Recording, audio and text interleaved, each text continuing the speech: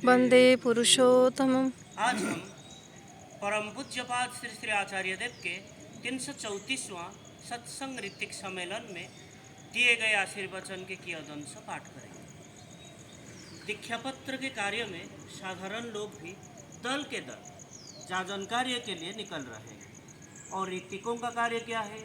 नए लोगों को उत्साह देना। जैसा कोई बेटा खाना बना रहा है और पिता उसे खाकर बड़े आनंद से कहते हुए ये कहता है, आह कितना अच्छा बनाया है, बहुत ही बढ़िया। और बेटा भी सोचता है कि शायद सचमुच अच्छा बना है।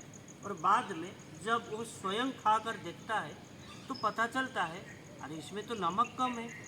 लेकिन वो जो उत्साह और प्रेरणा है, ये सबसे मूल्यवान है। और इससे उनका आत्मविश्वास बढ़ेगा। और साथ में एक और लाभ भी होगा, उनके जाजन के माध्यम से आप लोगों की नई दीक्षाएं भी होगी। एक लड़का चोर था और लोगों के पीछा करने पर वो भाग नहीं सका और उसने पूरे शरीर पर राख मख दी और एक पेड़ के नीचे धूनी जलाकर साधु की तरह बैठ गया। फिर लोग आए और देखा कि एक साधु बाबा बैठे हैं। फिर भक्तों और शिष्यों की भीड़ लग गई तथा भेंट उपहार आदि के ढेर लग गया। तब वो चोर सोचने लगा, अरे मैं तो नकली साधु बना और नकली साधु बनकर ही इतना सब कुछ मिल रहा है, और यदि मैं सचमुच का साधु बन जाऊं तो न जाने क्या क्या मिलेगा।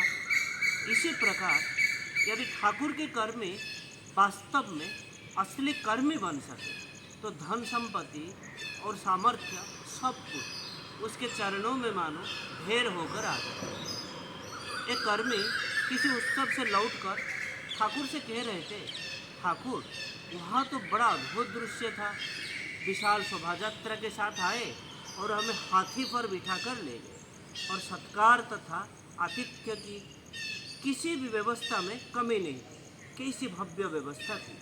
और यह सुनकर ठाकुर बोले, अरे इतना सा काम करके ही तुम लोगों को इतना कुछ मिल रहा है, यदि पूरा काम कर लेते तो फिर क्या मिलता।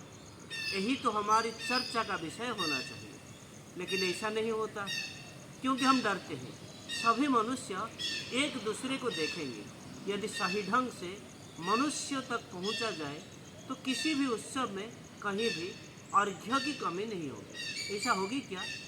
कभी भी नहीं होगी। और केवल उत्सव में ही क्यों, यदि ठाकुर का कोई सच्चा कर्मी अपने जीवन पथ पर चलते हुए कई कठिनाई में पड़ भी जाए या ठगा जाए तो क्या लोग उसकी सहायता नहीं करेंगे? हजार बार करेंगे। उसका काम केवल इतना है कि वो अपने को और अपने जीवन में ठाकुर को प्रकट करते हुए चलता रहे, और कुछ नहीं। तो आज के लिए इतना ही। वंदे पुरुषोत्तमम्। वंदे पुरुषोत्तमम्। जय हिंद।